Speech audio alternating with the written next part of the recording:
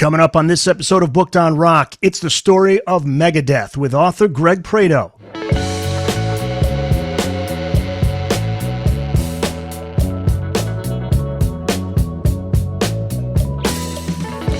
Welcome back to Booked on Rock, the podcast for those about to read and rock. I'm Eric Senich. Author Greg Prato back with a brand new book, this one titled The World's State of the Art Speed Metal Band, The Megadeth Story, 1983 to 2002. Greg, welcome back. Eric, hello. Now, I know I've asked this before, but I have to have set the record for the guest with most appearances, right, on Booked on Rock? I think. I got to do an official count, but you have to be. Is there like some kind of prize or something I'm going to receive? Or? There's a prize. You get a jacket. You get the velvet jacket, which you can't wear because it's too hot where you are and it's too hot where I am. You're in Long Island. There's something that I know we talked about last time, but I could really use a pair of David Lee Roth's buttless leather chaps if you could maybe hook me up with that. Yes, that would work very well. That would actually, isn't Dave coming around your way? His solo. He is. Yeah. Would you believe it? Like sold out. That show sold out very, very fast. Good for him, man. Yeah, Diamond Dave still doing his thing. Still doing his thing.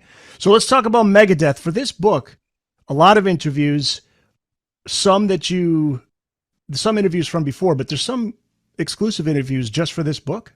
Yes, exactly. Okay. Exactly. Yeah. What it is I've interviewed a lot of the members of Megadeth over the years for all the sites I write for, and also for some of the books I've done. I've interviewed Dave Mustaine several times. David Ellefson I've spoken to the most. I must have interviewed him like at least 10 times over the years. I've also interviewed Chris Poland, Marty Friedman, Mike Klink, who produced Rust in Peace, and of course also Guns N' Roses' Appetite for Destruction. But yeah, then I did a bunch of brand new interviews for this as well. I interviewed KK Downing of Judas Priest. I interviewed Richard Christy from the Howard Stern Show, who's also a great drummer, and he's a longtime fan of also Megadeth. I also interviewed Ricky Rackman, the former host of the MTV show called Headbangers Ball. Don Jameson. I also interviewed a gentleman named Paris Mayhew, who was the guitarist for the band The Cro-Mags. And the Cro-Mags played some shows on a great bill. It was Motorhead, Megadeth, Cro-Mags, and that was when Megadeth was touring in support of Peace Sells, which is my favorite album of theirs. So that would have been a fantastic bill to catch. But yeah, but those are there's probably one or two people that that I'm overlooking right now. But yeah, I kind of merged kind of like archival interviews with some of the interviews I've done over the years, with also some brand new interviews, and also some pretty cool pictures I was able to get as well. Yeah, a lot of great photos. Dave Mustaine, of course, is the guy when we talk about Megadeth. Chapter 1 gets into his story. He had a pretty tough childhood, right? His dad was an alcoholic. Could be rough on him and his mom. And his life had a sad ending. He went from being the West Coast branch manager of Bank of America to working on cash registers because of his alcoholism. And then he died at 56 of a brain aneurysm.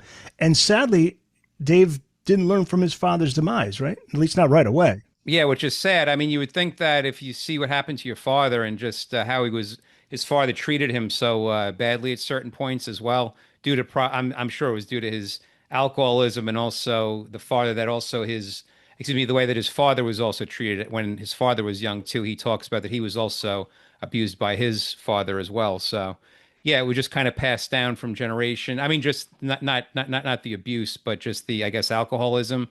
Because yeah, in the 80s, Dave himself got strung out on heroin, and he also had a drinking problem as well. It actually wasn't just heroin. He talks about in the book, there's a quote where he makes like a long list of all these drugs he was on when he finally was going to get serious about getting clean, when he checked into the rehab facility.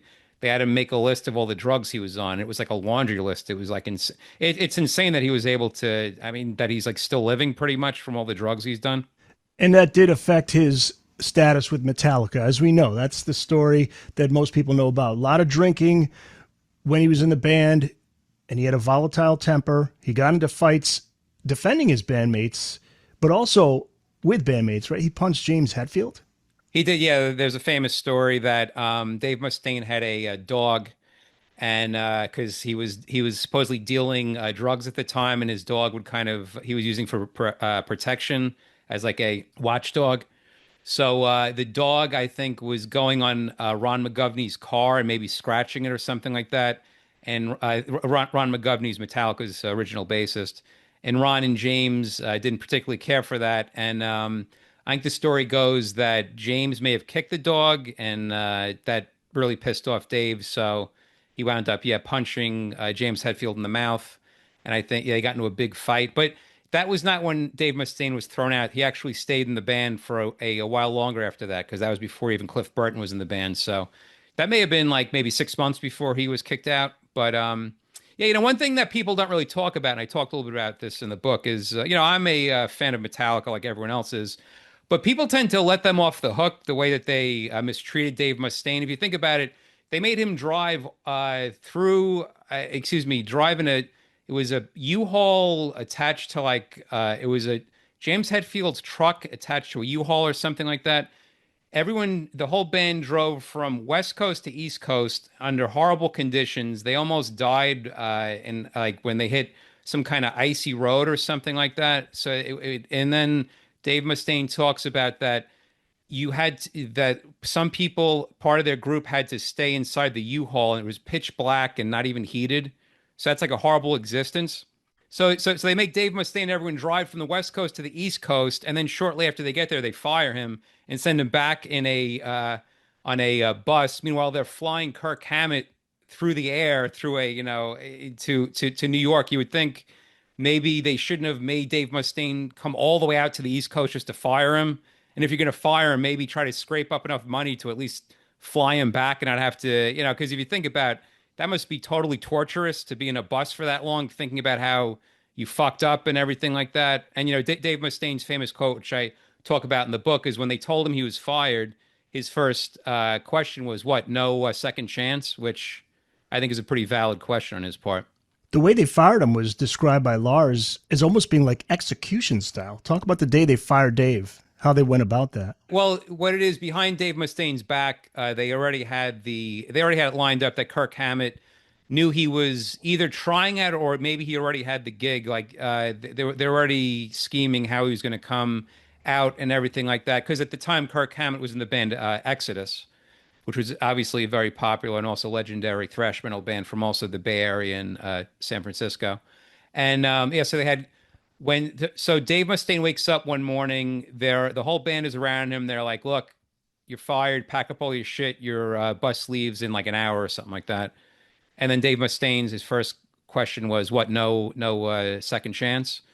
And they're like, "No, you're out." So then they just drove him to the bus terminal. And while this is going on, I would imagine Kirk Hammett's in the air at that point, flying to New York. He lands. They get to their rehearsal space in Queens, New York, and he tries out and he gets the gig right away. So that all happened within 24 hours, if you could believe that. There may be two sides to Mustaine's firing, but there's no denying what his contributions were to Metallica. No, you're right. Yeah, the thing is, he's on the first album. He didn't play on the first album, but a bunch of his songs, he has co-writes on the first album, the second album, and he's claimed that he co-wrote at least one song on Master of Puppets, but he did not receive proper credits for that. But he's never, to the best of my knowledge, he's never taken him to court over that. So that kind of leads me to believe that it's either not true or there's no way to prove if it was true or not. But yeah, his thing when he got fired, his only request was that he didn't want them to use any of his music, because I guess his thought was that he was going to use it for whatever his next project was going to be. But like I talk about in the book, I mean, that's obviously a blessing in disguise that they used his material, because he obviously got paid over the years for the sale, for the publishing or whatever, from Kill 'Em All and also Ride the Lightning, that have sold millions and millions of copies. So ultimately, I think it probably worked out probably for the best for him. Yeah, I thought for some reason he might have been on a track or two from that first one. No. Yeah, see, that's one of the big, what ifs or big like tragedies in rock, is that for me personally, my favorite Metallica lineup was the Hetfield, Mustaine, Burton, Ulrich lineup. That to me was like the American Black Sabbath right there. That's how, just totally amazing that lineup was, I think. But they fired him like right before they were going to go into the studio to record Kill 'Em All. In fact, they instructed Kirk Hammett to pretty much just copy a lot of Dave Mustaine's solos. If you go back and listen to some of the early Metallica demos, he's pretty much just copying what Dave Mustaine is doing solo-wise at that point. So Megadeth, Dave admits, this was a way to get revenge on his Metallica bandmates, former Metallica bandmates. How does Megadeth form? It's a short-lived early lineup. Yeah, well, there's a famous story. So he comes home. He's living in an apartment.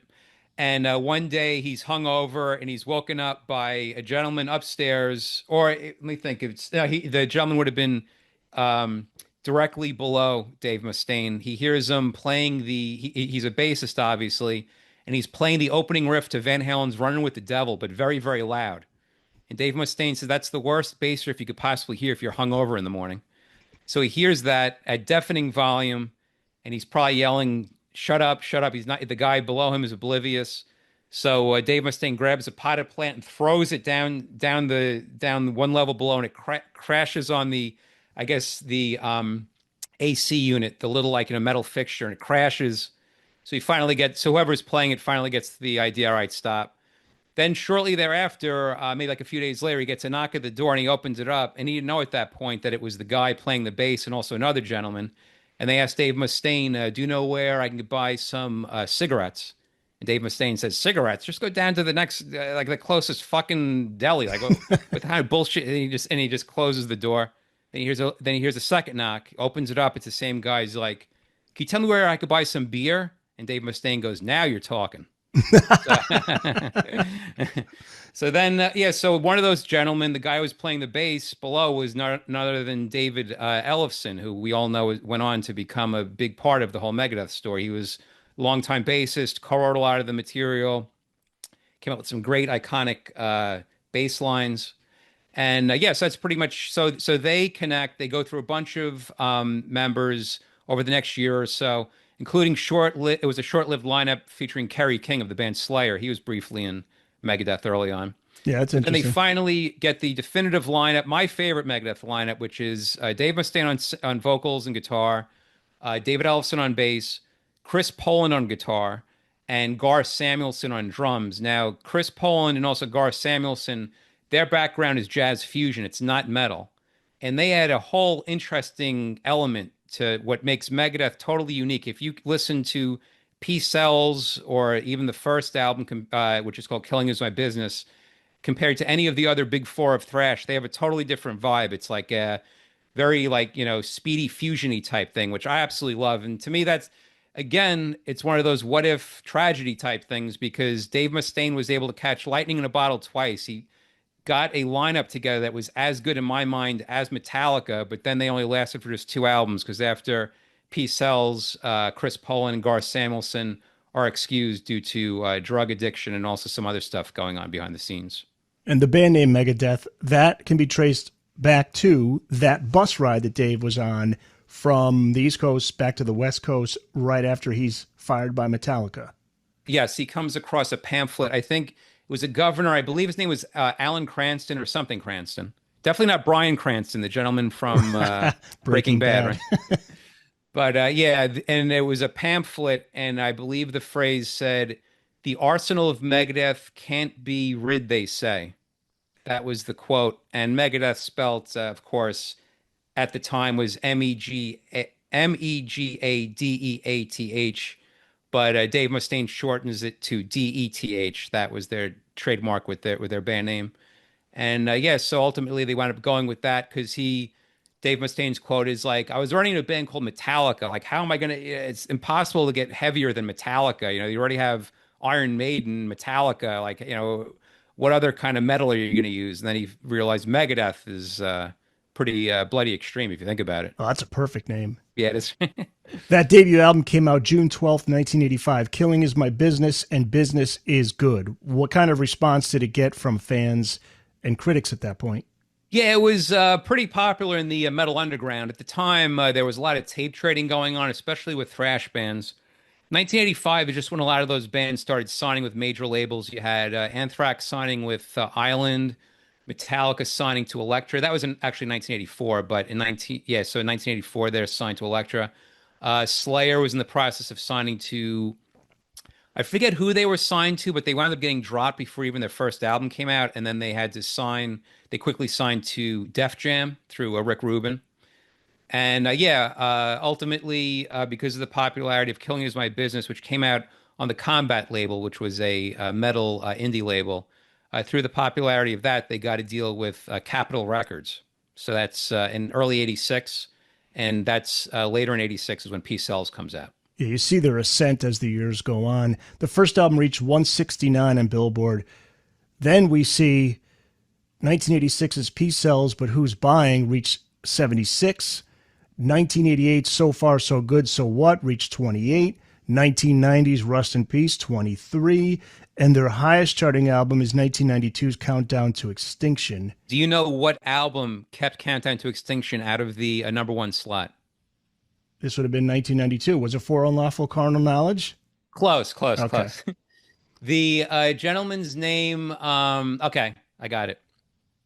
Billy Ray Cyrus, Some Gave All, or Oh, Some Gave God. Their All, or something like that. Yeah, with that horrible Achy Breaky Heart song. Oh, my So, God. I mean, out of everything, it'd be one thing if it was like Led Zeppelin 4 or like the first Van Halen album keeping out of the number one spot. But that piece of shit album keeps Megadeth's Megadeth's Countdown to Extinction out of the top spot. So that, I mean, that just, I Wow. definitely feel for Dave Mustaine with that one. Yeah, so it went all the way to number two. Yeah. But Dave and Megadeth, they couldn't shake the media always bringing up the whole Megadeth versus Metallica story. They ran with that. How did Dave handle that in the comments Metallica were making about him? Going through a lot of the old articles and quotes like that, it's like almost every month or every year, it was totally different. You had some eras where they're getting along, then other eras where they hate each other. Some eras where Dave Mustaine can't stand Kirk Hammett and thinks he's a horrible guitarist. Other eras where he's praising Kirk Hammett's playing. So you could just flip through my book and whatever chapter you land on, it's probably going to be totally different. At that point, it's a guess as to who's on good terms at that point or not. On both sides, they were kind of slinging mud back and forth. It seemed like it was pretty much a lot to do with the media, though. From people that I interviewed and also from some of the past interviews, even from like photos, you'd see Lars Ulrich backstage at Megadeth shows and things like that. In fact, David Ellefson, who I interviewed, he's someone I interviewed. I should have mentioned him. He was one of the top interviews I did for the book, the longtime bassist of Megadeth. He tells a great story that shortly after Cliff Burton died, which would have taken place in October 86, because Cliff Burton died in late September 86. Megadeth was playing a venue in the San Francisco area, and Metallica were now suddenly off the road because their tour got postponed because of what happened. And Lars Ulrich comes to the show. I think the bill was Exodus and also Megadeth. And they're backstage, and David Ellefson's like, "Oh man, like I'm sorry to hear what happened. Like, what's going on?" And I think Lars Ulrich, mentioned that they're going to start trying people out, and he turns to David Ellefson. And he's like, "Fuck, man, do you want a gig?" Meaning, they were going to possibly try him out, but that never took place at that point. But David Ellefson did mention it to Dave Mustaine, and that didn't sit very well with Dave Mustaine. He's like, what the hell are you trying to steal my, bassist? So that happened in '86. Then we talk about in 2001 when Jason Newsted left Metallica. They reached out to Dave Mustaine and said, "Look, we're trying out bassists. Can we reach out to David Ellefson?" At that point, Dave Mustaine said yes, but that tryout never took place either. So it was two semi-close calls for David Ellefson and Metallica. Has there ever been an occasion where Mustaine was on stage with Metallica? Yes, when they did the Big Four shows a few years back, Okay. they had a jam at the end where they played "Am I Evil," the Diamond Head classic, and he came out and they all jammed on that. There's also, I mean, like I said, there are photos of them, like of Lars Ulrich backstage. Like I know when Megadeth played the Castle Donington Monsters of Rock in 1988. There's photos of Lars Ulrich backstage with Megadeth and also members of Guns N' Roses, because Guns N' Roses was on that bill. And I could swear seeing photos at the time, maybe in like Metal Hammer or Kerrang, of uh, Lars Ulrich on stage during Megadeth's set, maybe singing backup vocals or something like that. It's kind of like hazy memory. But to the best of my knowledge, I don't think Dave Mustaine ever jumped on stage with Metallica and jammed or anything until those Big Four shows, which would have been about probably 10 years ago at this point. But nowadays, it seems like they're pretty cool with each other now. It's funny. And They're I talk much about this in the older. book. I mean, Yeah, well, they what were it is? kids back then when all that shit went down. I talk about it in the book. I interviewed Dave Mustaine a while back.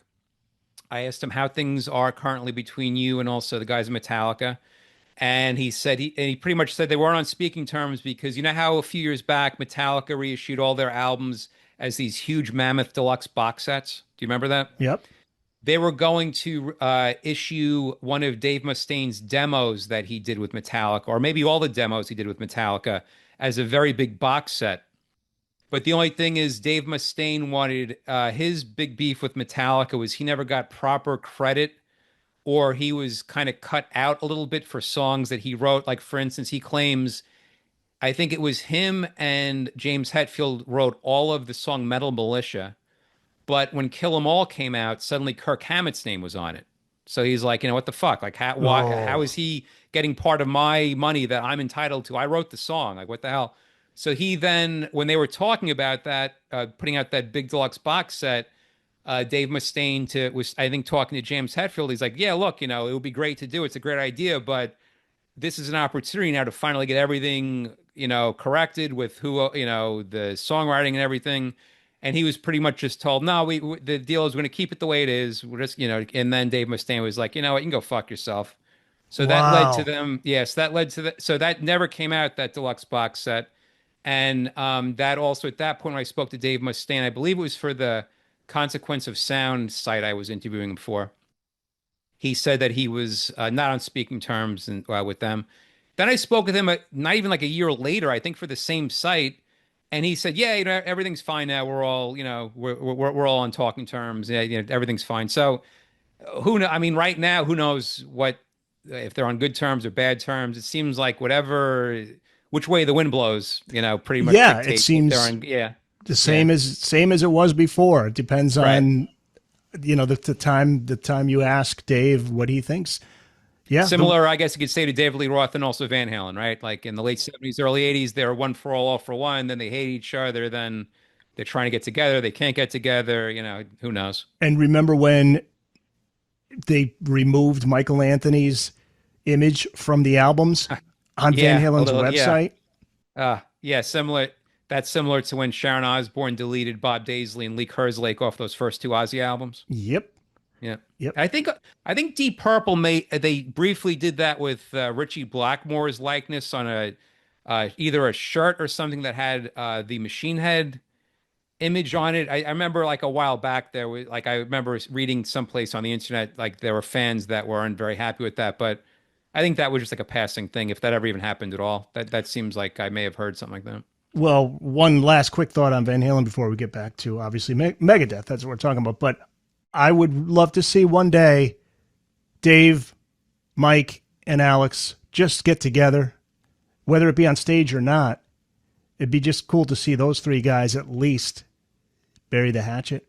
Yeah, the problem now, like what we saw at the Ozzy show, is they're getting kind of old. So I mean, Roth can still cut it. Michael Anthony's still out there, but from what I could see, it seems like Alex Van Halen. I don't know if he can really. He's not going to be as powerful as he once was, and Well, that's why I say even if it's not on stage, just for the three to get together again before it's too late.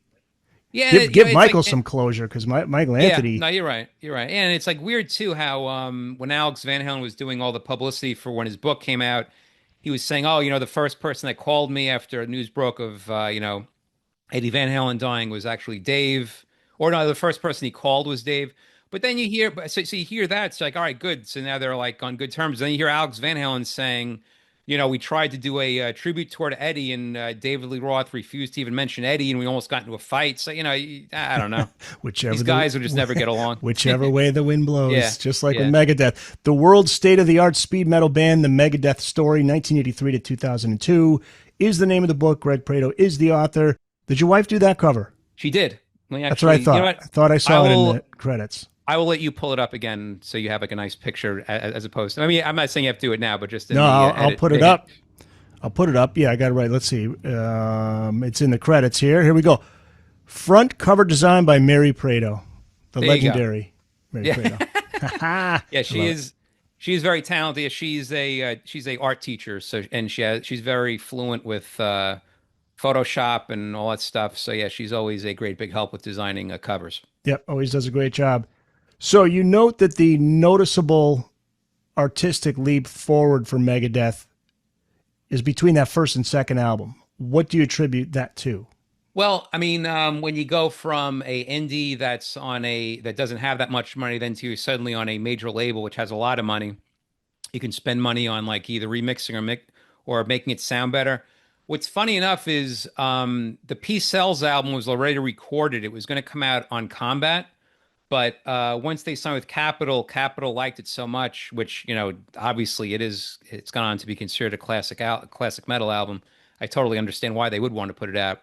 So I believe they hired someone to remix it, and just the remixing alone definitely sounds like a much better album than their first one. But material wise, it was just a quantum leap forward. They sound tighter. They toured obviously in that interim period. They obviously totally jumped over the whole sophomore slump thing because their second album blows away the first one. And yeah, Dave Mustaine sings better. They're playing better. The tempos are tighter. The material is great. We have one of the all-time classic bass intros to, of course, the title track "Peace Sells," which not too many people, some people know this, but to confirm it, Dave Mustaine wrote that bass little part. It wasn't David Ellefson, although of Oh, course it okay. was David Ellefson that played it. That's Yeah, cool. but that was David Ellefson talks about in the book. They were at I think rehearsal one day, and Mustaine picked up his bass and was just like noodling around. He's like, "Hey, what do you think of this?" And he played do do do do do do do do do do do do do do do. It's like, yeah, it's great. Do you remember MTV used that, right? For their Yes, we MTV talk about news? that. Of course, it is in the book, and we talk about how I asked Dave Mustaine. I said, "So, have you ever seen any money from that?" He says, "Not a penny, because MTV. What they realized is if you play something for, I'm just making up a number, but say for 4 seconds, you don't have to pay. If it was 5 seconds, they would have had to pay." Wow. See, that's interesting because copyright is something I really study quite a bit. It's why I don't play any music on this podcast because I kept getting pulled down for copyright on my old podcast. And Okay. there was always that theory that if you played just 5 seconds of a song, it's okay. But I talked to a copyright lawyer, and he's like, no, that ain't happening. But that could be different with what that situation was for television. I'm not sure. It's an interesting situation just to because now we're just totally jumping around. We're jumping around here all Is over the place. the theme song for the old hit TV show Jackass was a song called Corona by the punk band called Minutemen. Okay. And I remember once reading, you would think that since that, and they used not the whole song, like that song. Not too many people know. There's a whole other half of that song actually has singing and also lyrics to it. But Jackass just used the first half of that song. But I always assumed that the surviving members, because the singer of the Minutemen died, but the bassist and the drummer are still around. I always assumed that they probably had a pretty big payday from that being used. But I think I read once that they haven't seen anything because either publishing, I don't know if they signed away the publishing or what the hell the story was, but I don't think those guys ever saw money from that, which is robbery, if you ask me. Yeah, that could be it. Publishing whoever has it. Yeah. Yeah, the song "In My Darkest Hour" was written about Cliff Burton after his untimely death. Mustaine picked up the guitar, wrote the song in one fell swoop, as he said it. You mentioned in the book that you were semi-responsible for causing a bit of an uproar amongst metalheads concerning Cliff Burton's passing. What the hell did you do? Yes, that is true. Well, I just wanted just to back up a little bit. That song, Cliff Burton's passing, inspired the music. The lyrics are not about Cliff Burton's passing. Okay. Yeah, but no, but it is correct what you just said that Dave Mustaine gets the horrible phone call that your old friend Cliff Burton, because he was still friendly with Cliff Burton even after the split. They were still on good terms. Phone call, Cliff is dead, and he just hung up the phone in shock, picks up his guitar, and writes one of Megadeth's all-time classic songs, which is of course "In My Darkest Hour." But yeah, so I did create a bit of a brouhaha in the whole metal press about maybe 10 years ago or 15 years ago. I was interviewing Scott Ian, guitarist of the band Anthrax, and I was watching, I believe on YouTube, Dave Navarro from the band Jane's Addiction had like a short-lived podcast or a TV show or something, and he had Dave Mustaine on, and there was a passing mention of that they were going to fire Lars Ulrich on the tour that Cliff Burton died prior to Cliff Burton dying. Like that was the plan that um So like I heard that and I was like, yeah, what is that about? And then I found out a while later, oh, I have the opportunity to interview Dave Mustaine. So this was for Rolling Stone. This is what this is definitely for Rolling Stone. Okay. I've been doing Dave Mustaine for Rolling Stone. I'm like, Dave, I heard this one thing. Maybe you can clarify it. And I asked him about it, and he's like, wait a second, how the hell did you hear about that? I'm like, oh, well, I told him I was listening to this Dave Navarro thing you mentioned. He's like, oh, okay, okay. And then he just spills his guts. And he's like, yeah, what happened was Scott Ian told me he was on tour with Metallica because Anthrax was opening up for Metallica on that tour that sadly Cliff Burton died. He said, James Hetfield or Cliff, I think, I forget which one, told Scott Ian, like, yeah, look, don't tell anybody because they were all very close with Scott Ian. They went way back with Scott Ian. They're like, look, don't tell anybody, but when this tour is over, we're going to go home. We're firing Lars Ulrich. It's just over between us and him. Even if we can't retain the Metallica name, who cares? It's just going to be us three carrying on. It's over for Lars Ulrich. Then, of course, Cliff Burton dies, and I remember when Scott Ian saw James. I may have been at Cliff Burton's funeral or wake, or whenever he saw James Hetfield next. He's like, "So what's going on with that thing you told me?" He's like, "Oh no, now that's just over. We can't. We're just going to go on with what we have." And that's when they got Jason Newsted, and they just carried on. But for like a week, I remember that was like the talk of the metal press on like Blabbermouth and Brave Words and all those sites. And in fact, so much so that Scott Ian put out a book. I think it's called I'm the Man. And he even talks about it. He doesn't mention me by name, but he's like, yeah. And then like there was an interview and blah, blah, blah. And like, all this stuff. And like I get dragged into it because, Scott Ian, because the thing was Scott Ian told me this. So then Scott Ian gets dragged into it. So that was a Wow. whole, yeah. So, Your name comes up a lot. I think I emailed you, I don't know, 3 weeks ago, 4 weeks ago. I was watching something on YouTube. It was a great documentary on Alice in Chains. uh-huh. And they were getting into those sad last months, years of Lane Staley's life. Yeah. Yeah. And your name came up in there somewhere. The host said something about, according to Greg Prato. Yeah, it was probably from my earlier book called Grunge is Dead because there was a whole section in that. And you know what? I don't mind people quoting my books and stuff, but just my only request is please just credit me. It's all because there's been times on YouTube where it just quotes from things that I've done. And I remember one guy I had to get in contact with. I'm like, hey, I don't care that you're quoting me, but at least mention where the hell you got the quote from. And he said, oh, I'm sorry. And then he did. And I was like, all right, good. I'm glad I mean, I don't know, Yeah. but Well, you did the interview. yeah, I But know the other exactly. thing is sometimes they say Greg Prato, and I want to email the Yes. person like, no, it's Prato. Well, you know what? I'm gonna give you an exclusive for this podcast. Oh, Okay. here we go. Okay. Something that I've never shared is I believe the correct pronunciation of my last name is actually Prado, Prato. because it's from I think a town in Italy which my great grandparents came from or something like that. Similar to how Vito Corleone took his last name Corleone from a city or town in Italy. But yeah, so I believe it's correctly pronounced Prado, which interestingly enough, I was once interviewing Uli John Roth from the Scorpions, and I told him my name, and he's like, "Isn't your last name pronounced Prado after the town in Italy?" And I was like, "Oh yeah, I Wow. Okay. guess, yeah, yeah." And then yeah, but I'm just going to stick with Prado because You've I've been used that going all. with Yeah, Prato. Yes, I've heard you yourself yes, say it. yeah. So So that Megadeth's right there, so that right there is an exclusive. You can that's an have. You can exclusive have. right there, man. I love it. You always provide the exclusives every time. Yes, yeah. So Megadeth's most commercially successful song is Symphony of Destruction from Countdown to Extinction. Yeah, Countdown to yeah. Extinction, number Uh-huh. 71 on Billboard 92. Tell us about the making of this song. This is great. Bassist Dave Ellison talks about it being written in between shooting hoops at the band's rehearsal spot. Yeah, so David Ellison mentions how when I don't think they were even recording the album, they were just rehearsing for the album that became Countdown to Extinction. They would take breaks, and they were doing this in Phoenix, Arizona, which is very hot, so you can't stay outside for very long.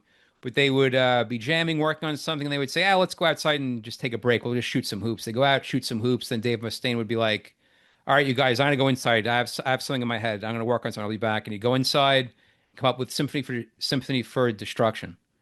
Then he'd go out and be playing a little bit. Then he'd say, you know, guys, hang on a second. I have an idea for another song. Yeah, hang on a second. He'd go back in and he would come up with, something else, sweating bullets he'd come up with.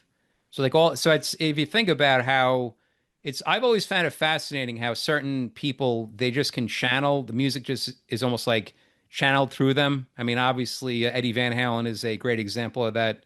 Jimi Hendrix, Randy Rhoads, all these, great musicians. It's just like this music. It's almost like a faucet.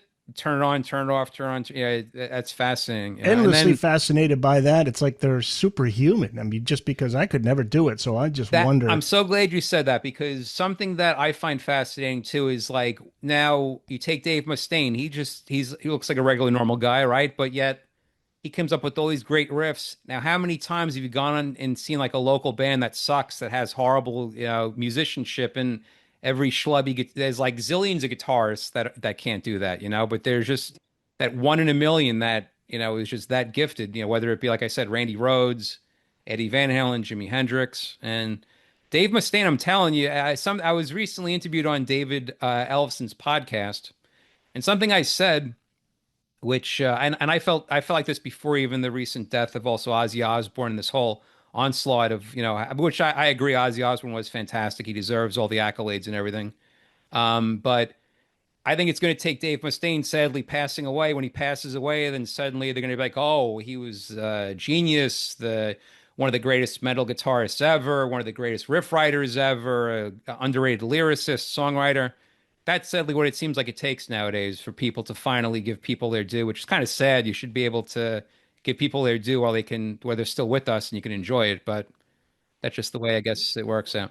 With this genre of music, to be able to have that type of success commercially without selling yourself out. These songs are still genuine. They're still Megadeth songs. It's not like he was looking to get on the charts. Right. And I mean, and not only Megadeth, you got to think that he wrote a lot of those Metallica riffs on the first two albums, and a lot of yeah, I mean, those, like the song, the Four Horsemen, which is considered a Metallica classic. I believe he wrote the riff, he wrote everything, and that's widely considered one of Metallica's top riffs too. But that was Dave Mustaine. One quote I was going to read, I forgot to, but I'll read it now. This is great. It talks about just how quickly Megadeth's popularity increased. You say here, quote, to give you an idea how quickly Megadeth's popularity increased, on October 11, 1986, they were opening for Motorhead at the Santa Monica Civic Auditorium. On June 13, 1987, they were headlining the same venue themselves. People tend to forget, I would say in early 87, mid 87, Megadeth and Metallica were just about equal. Metallica had the top 30 album with Master of Puppets. It had just gone gold or maybe platinum. But see, the thing is, Metallica did not use MTV to their advantage. Which I always thought was which you got to give Metallica a lot of respect. They did not put out a single video, did not do a single video for their first three albums. It was on the Justice album, the fourth album, that they did the video for one. Yeah, I remember that. That was the big story. No videos up until then. Exactly. But Megadeth, they did make videos for Peace Sells. They did one for the Peace Sells title track and also a great song called Wake Up Dead. And both those songs got played heavily on not on regular MTV regular hours so much, but on MTV's heavy metal specialty shows. They were heavily played. Headbangers Ball, was that out at that time? Even before that, in late 86, there was a forgotten show. It was because I remember coming back from high school and at 3:30 or 3 o'clock, there was a half-hour show every afternoon called the Heavy Metal Half Hour or something. And they would just show you a half hour of just strictly metal videos. That was before Headbangers Ball. So that was a precursor kind of to Headbangers Ball. But yeah, Peace Sells was played heavily on that half hour show. That's how I really got into Megadeth, was through seeing that video. And then later in early 87 or spring of 87, that was when Wake Up Dead came out as the video. But yeah, so by like spring, summer of 87, Megadeth and also Metallica were pretty much neck and neck. Because then also in early 88, Megadeth put out another album, So Far So Good So What. So they even had a third video, which was for Anarchy in the UK. So they were definitely using MTV more to their advantage at that point than you could say Metallica or even Slayer was at that point. And the Symphony of Destruction video was on all the time. Yes. Yeah, that was in summer of 90. That was one of the most heavily played videos in the summer of 92. I remember that being on all the time in the summer of 1992. Yeah. What are the lyrics about? I think what Dave Mustaine says is it has to do a little bit with like we put people up on pedestals, but it's just like we're all pretty much glorified apes. Like if you look at if you listen to the lyrics, we put, presidents up on high pedestals or even like celebrities up on high pedestals. But I mean, again, what's the difference between a president or someone else? I mean, I guess luck has a lot to do with it. You also have to have some pizzazz and also have some smarts and stuff, but who's to say who's better than someone else? You know what I'm saying? Yeah. So, Megadeth certainly survived the grunge era. Countdown to Extinction was big in 92. 1994's Euthanasia reached number 4 on Billboard. Two more albums, 97's Cryptic Writings, which reached number 10. And then in 1999, they released Risk, which hit number 16. Chapter 23, titled Those Troublesome Mid-90s. What was the state of Megadeth during that period? well, it wasn't just Megadeth. What happened was after grunge and also alternative rock hit, a lot of the metal bands just, I don't know why they felt they had to change what they were doing. I would imagine it had to have been pressure from management and also their record companies. Suddenly now you see Megadeth wearing flannel shirts in videos. Metallica, it feels like they have to dress up like U2 for their Load and also Reload records. Um, yeah, Anthrax switched singers at that point. Slayer, you got to give Slayer credit. They never really bowed down to alt rock or also grunge. They pretty much stood the course. So you got to give Slayer credit. Megadeth never like they never like I forget who it was that I spoke to for the books. Oh, it was actually Richard Christie. So you got to give Dave Mustaine credit. Like there was no Megadeth song where he's like crooning like like what's his name Eddie Vedder. Yep. And like there's no Megadeth song with Dave Mustaine rapping. It's like nothing like that. They at least stayed pretty true. The only thing that Megadeth did similar to Metallica is suddenly their speedy tempos get slowed down, so it's kind of like a mid-tempo Black Sabbath Soundgarden type thing, which I mean that's not really them being totally true to themselves. But that said, I'll be honest, I lost interest in actually Metallica. Megadeth, even those years, they at least had some songs that I could hear now and I still enjoy, and I think that they're worthwhile and they still hold up well. Whereas Metallica, I really honestly, after Master of Puppets, I just bow out. I mean, I liked Injustice for All when I was younger. That was the first tour I ever saw them live. I loved it at the time. But the Black Album, I remember like trying to like it and I just couldn't like it. Load and Reload, I never liked. It's just. They tried some risky stuff. Speaking of risk, the Lulu album with Lou Reed. Yeah, and I'll tell you what, they came under immense fire for that. And like, although I'll be honest, I've never heard the whole thing. I'm a huge Lou Reed fan. I love Velvet Underground. I love Lou Reed's early '70s solo material. And I can that at least I can respect that they're in a room with Lou Reed. They're just coming up with stuff. It's not so much forced. I mean, what came out was like a huge, giant, nut-filled turd. Yeah. But no, I'm but with you. I respect. I mean, at least I give them credit that it. Yeah, I do give it. them credit that it wasn't like a forced thing. Like for instance, Load and also the album Reload was where if you're not familiar with that album, if you have, did you actually have that album or? I have Load. I don't think I have. I may have Reload. I know I have Load. The CD. Okay, well, do yourself a favor. Take a look at the booklet of Load, and it's the most embarrassing. Like what it is they hooked up with Anton Corbin, who did the Nirvana heart-shaped box video, and he also worked a lot with also U2 in the past.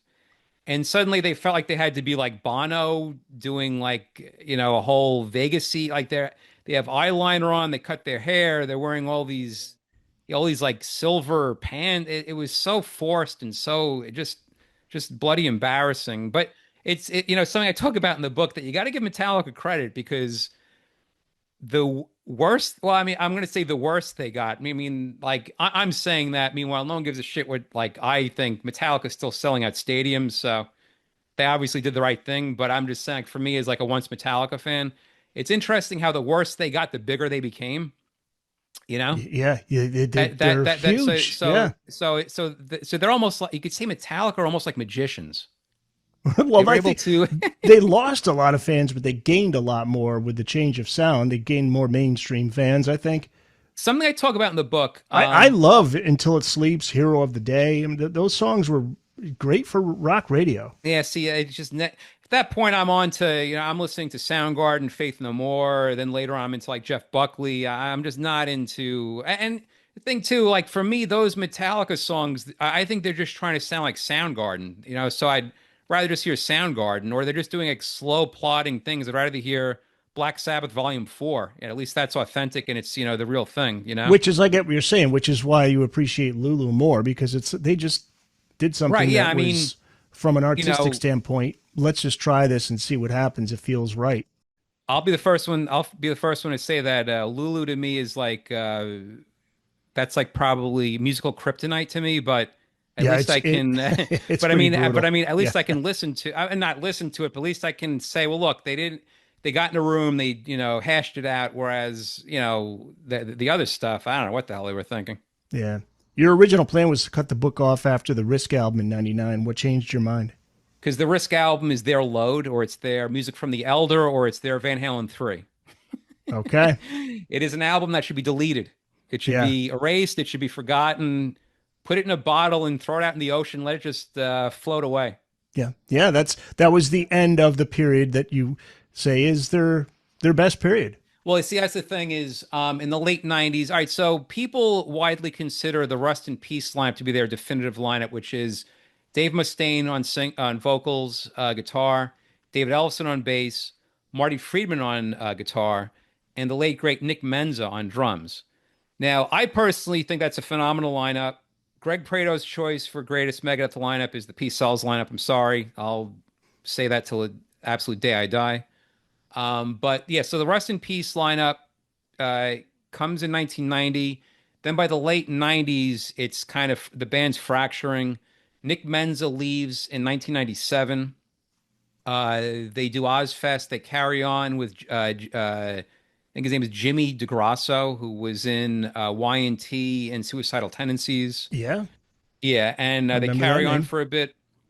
Then for the Risk album, that's Marty Friedman's last hurrah because he was going in a whole different direction. He was more into not just like alternative rock, but he was into like pop. He was into like pop music, which is kind of weird because he clearly wasn't always into pop music. Because if you hear what he was doing with Cacophony before Megadeth and the early Megadeth work, it's not pop music at all. So, but anyway, we all change when we get older. He wanted to do more of a pop thing.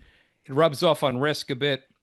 But then in the middle of the tour for Risk, he has like what's called like a nervous breakdown where he has horrible anxiety attacks and he feels like he's going to have to just like drop off the tour, but he's able to pull it together barely. So he finishes the tour, but he gives notice. He's like, I'm going to leave, but find somebody. So they get Al Pitrelli, formerly of Alice Cooper's band, to come in.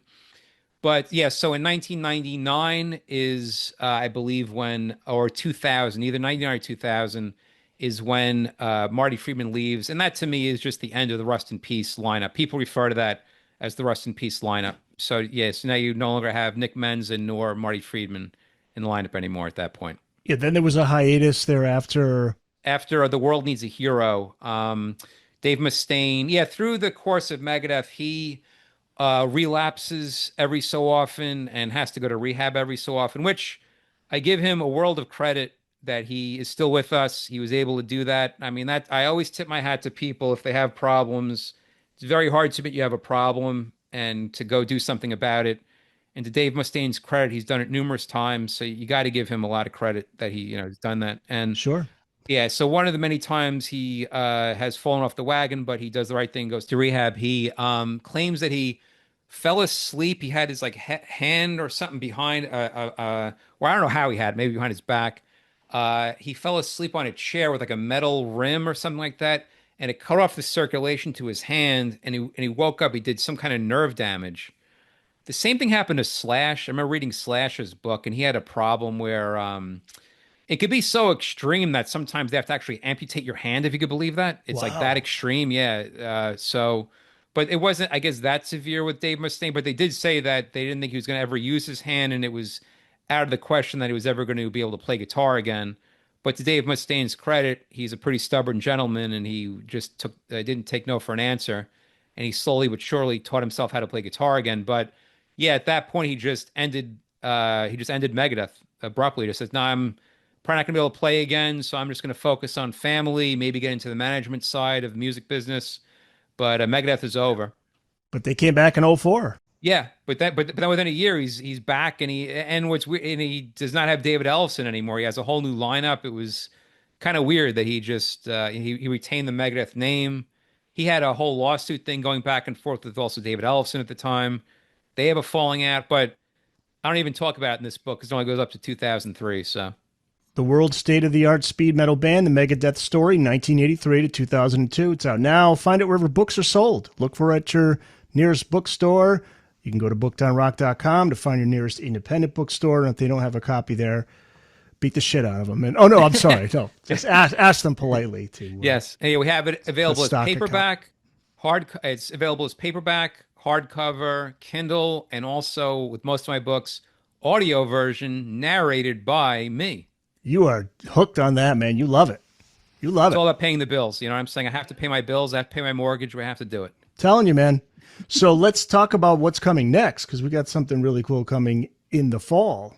So for those who are just listening to this episode, go to YouTube and he's holding up the next book. Sorry, I cut you off. Go ahead. What's the title? Is called Alternative for the Masses, the 90s alt-rock revolution in oral history. So that means I'm going back to my roots in oral history, which is what my first few books were set up as, which is we have a subject and then all the interviews I've done, we have a gentleman's name and then he talks. We have someone else's name, he talks. You're getting the words straight from the horse's mouth of the people that were there. I describe it as a documentary, but in book form. It's about all those great 90s alternative rock bands, which I'll be honest, doing this book, I'm going to go on record. That was probably my favorite era of music ever because Yeah, I could tell. You love that era, because me like you, we were living it at the time. I was going to the shows. I was there the day that Soundgarden Super Unknown comes out. I'm there the day Blind Melon Soup comes out, the day Faith No More Angel Dust comes out, and I'm blown away, Smashing Pumpkins, Siamese Dream. It was an amazing time. Yeah. All these albums that I still listen to this day hold up wonderfully. Bands that I could relate to, they were just like me. They just, they're like regular people. They're on stage. They're not doing this over affected, rock star thing. But yet I'd go see them live and it was some of the best shows I've ever seen. Yeah, I never thought about it at the time, but just to look back now and clearly remembering watching videos by Warrant, Winger, and Slaughter one day, and then slowly but surely they're just working these videos in like Nirvana and Pearl Jam. You're seeing it take over so quickly. Yeah, you are. It was really wild to see the shift in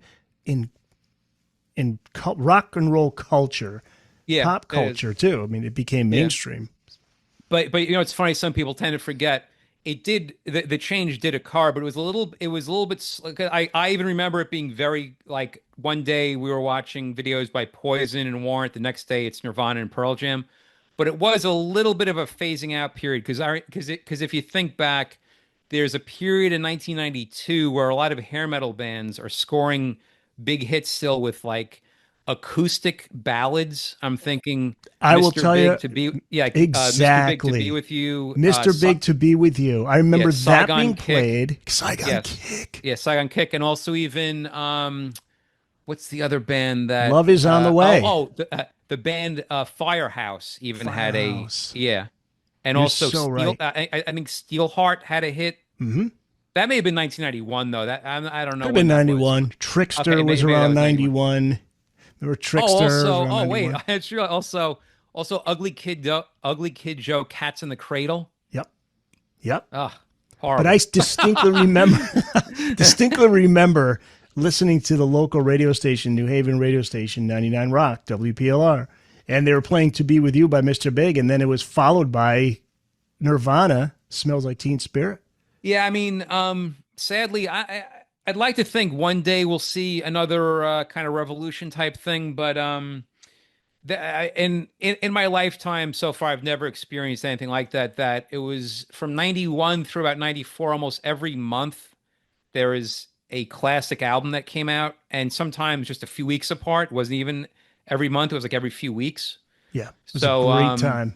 it just, I mean, what I tend to compare it to, I was too young to have, or not even born yet with some of these eras, but I liken it to the mid to late 60s psychedelic period where you had Jimi Hendrix, you had Sgt. Pepper's, Cream, Janis Joplin, The Doors, like Stooges, all these legendary Absolutely. bands coming out, putting out all these great albums like every month. And then in the mid to late 70s, you had a lot of the punk bands, you had the Ramones, Sex Pistols, Clash. I mean, I guess you could say too, the late 70s or more early 80s, some of the best metal albums came out in that period. You had Van Halen 1, then you had the Ozzy stuff, Black Sabbath You had with the Dio, British you had heavy Iron metal. Maiden.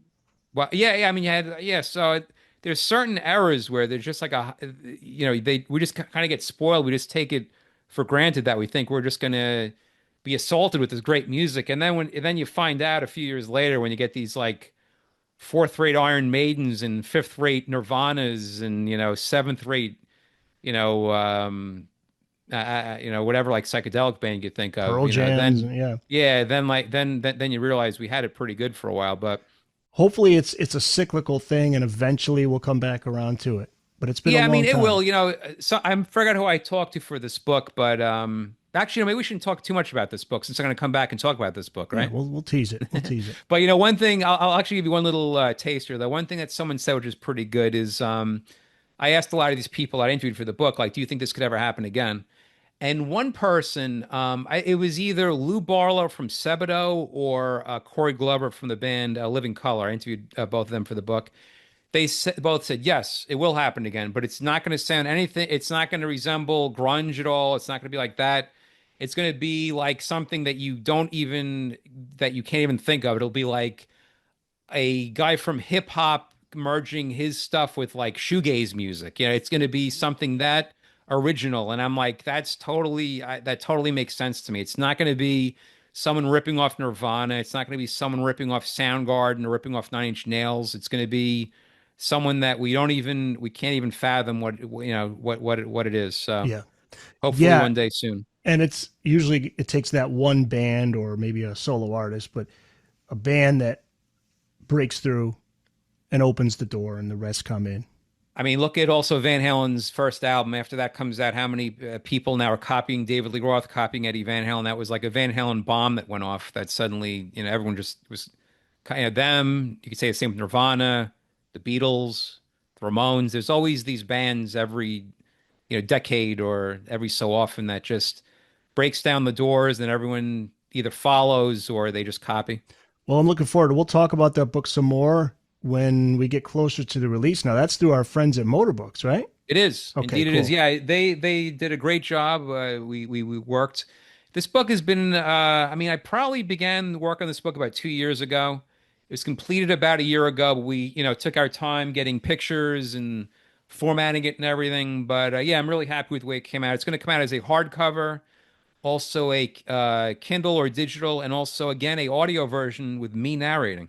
Excellent. Yeah, shout out to Steve Roth, friend of the Yes, podcast from great Motorbooks, guy. and Great guy. they do a phenomenal job. They do. So happy for you that you're going to be teaming up with them. So, and by the way, thank you also for the support on Ultimate Guitar. We should also plug Ultimate Guitar's Oh, website sure. If you want. because we're the podcast is mentioned there often. So that's very cool. Yes, People should check it yeah, out. Ultimate for guitar.com.